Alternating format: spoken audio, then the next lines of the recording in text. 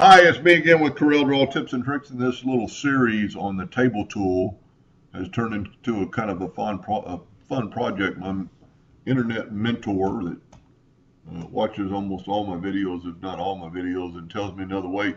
He brought up the graph paper tool today, and I never had really played with it. The graph paper tool is right here under your polygon tool, and you draw basically a graph, and then you tell how many you want. You want 5 by 3, and then you can basically click off of it, and then you can make it like we did yesterday's video, make it 25 by 15, and you have that graph paper.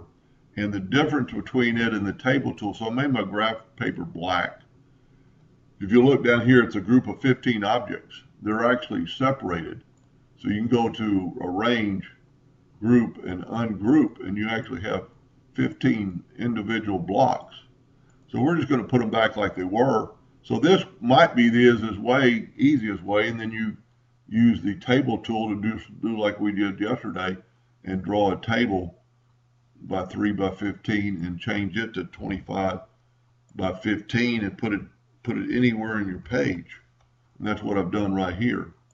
But the reason you'd want to have both is, watch this, it will snap to the center if you're going to put those numbers in there.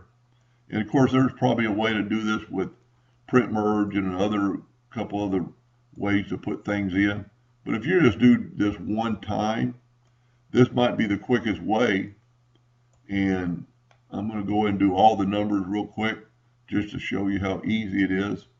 And then I'm going to show you what I'm going to do and why I'm going to do it.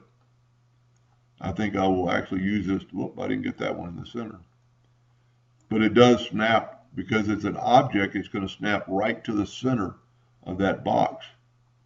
Now, because it's grouped together, we can take this box and just move it out of the way. Now we can put our paper tool and hit P and put it in the center, and we're exactly where we want to be. And then, like in last night's video, you convert it to a curve and then go and click on it again and go to arrange and ungroup it all. And now you have individual lines that the laser will only cut one time. So you save a lot of cut time. So this is probably the easiest way, and it might give you some other ideas to do some other things. Anyway, I hope that helped a little bit, and thank you for watching.